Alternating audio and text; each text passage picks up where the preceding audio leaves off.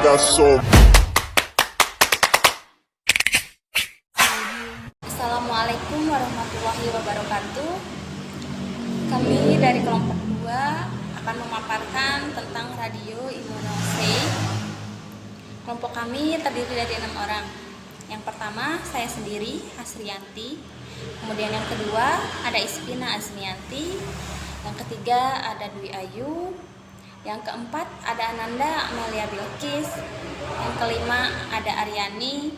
Dan yang keenam ada Sri Rahayu. Radio Immunosay pertama kali dikembangkan oleh Rosalind Yellow dan Solomon Berson yang berasal dari Amerika Serikat.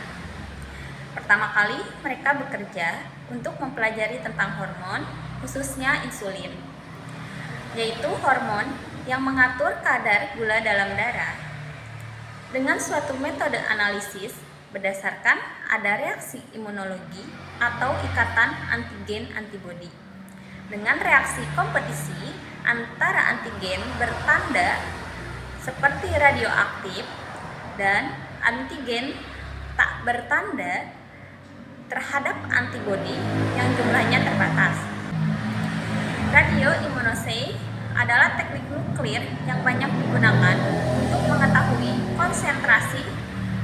konsentrasi hormon dengan pengujian menggunakan antibodi yang spesifik untuk hormon sebagai protein terikat. Ada 2 macam cara pemisah pada teknik RIA, yaitu pemisah fase cair dan fase padat. Pemisahan pada fase padat lebih disukai karena cepat, mudah, sederhana, dan reproducible. Kemudian pada bahan yang dianalisis sebagai antigen dalam Immunosay, menurut Murphy 2012, A. Mikroba, patogen dan toksin mikroba. B. Toksin tanaman dan hewan. C. Protein spesifik atau senyawa yang berstruktur spesifik. D. Senyawa obat yang terdiri dari narkotik dan psikotropik. Yang E yaitu senyawa pestisida. Semua metode Immunosay berdasarkan pada reaksi spesifik dan sensitif antara antigen dan antibodi, yaitu tergantung pada interaksi non-kovalen yang bersifat reversibel menurut Darwis tahun 2006. Selanjutnya, saya Ananda Amalia Bilkisti akan melanjutkan mengenai prinsip dasar radio Immunosay. Prinsip dasarnya adalah reaksi antara antigen dan antibodi di dalam reaksinya. Sebuah antigen yang bereaksi dengan antibodi yang spesifik untuknya dan tidak mengadakan reaksi silang atau disebut dengan cross reaction dengan tipe antigen yang sama. Bahan pereaksi dalam radio Immunosay atau yang biasa disebut dengan RIA adalah antigen radioaktif dan antibodi spesifik. Adapun metode radio Immunosay itu ada kompetitif dan non-kompetitif. Untuk yang kompetitif adalah sejumlah tertentu antibodi diimobilisasi atau ditempelkan pada suatu fase padat, misalnya dinding tabung plastik. Sampel pasien yang mungkin mengandung biomolekul, misalnya patogen, ditambahkan bersama dengan sejumlah tertentu biomolekul berlabel radioaktif yang akan berinteraksi dengan antibodi yang timbul. Untuk yang non-kompetitif yang biasa dipakai itu sandwich. Prinsip dasar dari sandwich adalah reaksi suatu antibodi dalam konsentrasi yang terbatas dengan berbagai konsentrasi antigen. Adapun prosedur kerja radio Immunosay itu darah masing-masing dipipet sebanyak 100 mikroliter dan dimasukkan ke dalam tabung yang telah dilapisi oleh lapisan progesteron antibodi yang telah diberi label. Tambahkan 1 mili radioisotop 125 atau progesteron, lalu kocok dengan menggunakan vortex mixer, kemudian tutup dengan plastik parafilm dan disimpan selama 24 jam pada suhu kamar. Kemudian, setelah disimpan, larutan radioisotop dibuang ke dalam botol khusus. Tabung dikeringkan dengan cara dibalik. Selanjutnya, progesteron dicacah dengan gamma counter. Persentase pengikatan progesteron dalam sampel oleh progesteron antibodi spesifik dapat diketahui dengan membandingkan hasil cacahan 125 pada tabung berlapis antibodi tanpa sampel. Kemudian untuk ilmuwan bernama Berson dan Yellow adalah orang pertama yang mengembangkan Immunassay yang dikenal sebagai radioimmunassay atau yang biasa disebut dengan RIA. Adapun alatnya seperti ini. Alat ini sudah direkayasa oleh Rizwan Nafis Siregar dari Pusat Rekayasa Perangkat Nuklir Batan. Kit radioimmunassay itu semacam data acuan jenis penyakit yang ingin dideteksi secara dini oleh alat pencacah radioimmunassay. Pusat Radioisotop dan Radiofarmaka Batan saat ini berhasil mengembangkan kit radioimmunassay penyakit kanker dan hepatitis, dua kategori jenis penyakit yang paling berbahaya.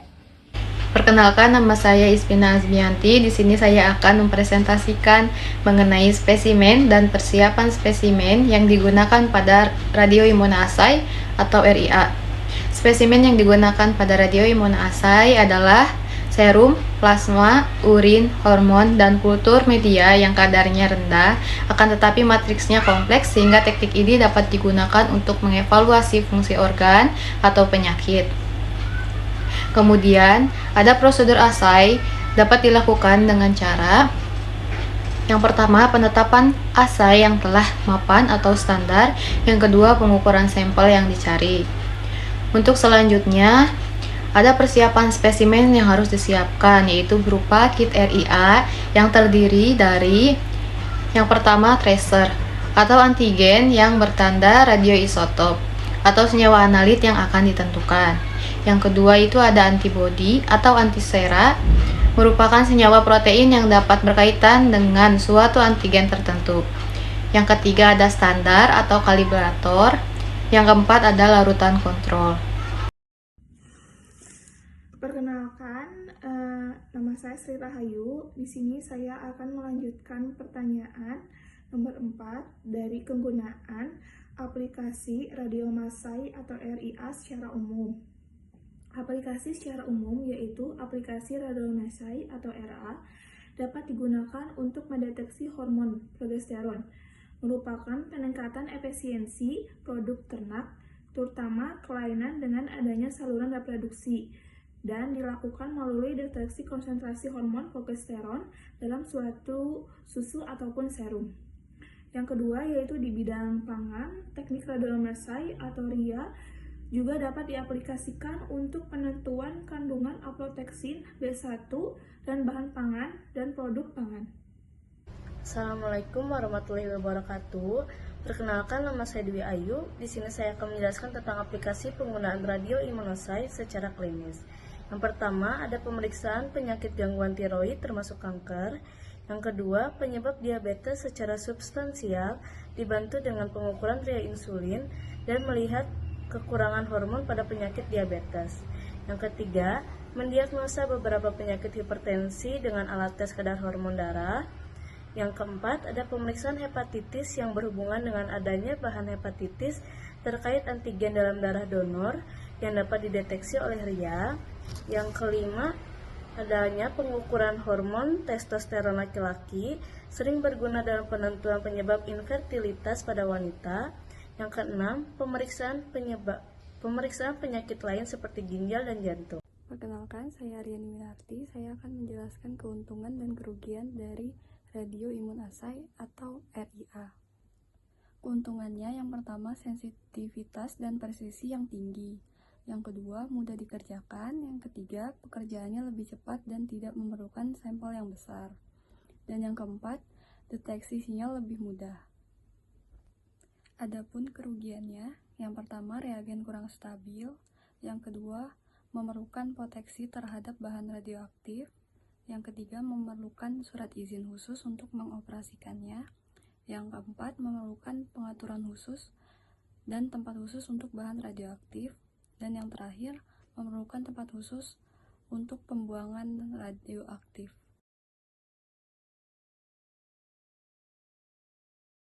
Audio Jungle.